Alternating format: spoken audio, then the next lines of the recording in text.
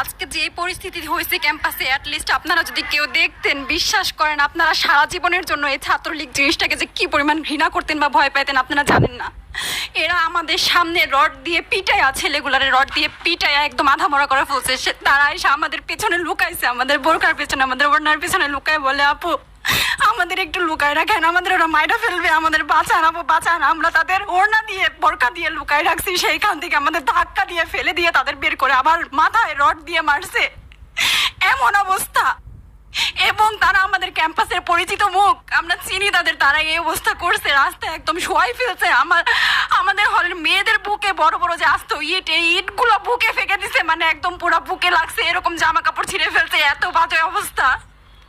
অথচ আমার ব্যাচমেট, আমরা যাদের সাথে ক্লাস করি, একসাথে বসি, আমি তাদের একটা কথা বলতে দেখি না এগুলো নিয়ে, একটা কথা না। এবং তাদের নিউজ ফিডে গেলে দেখবেন তারা এখন এগুলাই সাপোর্ট করে যাইতেছে।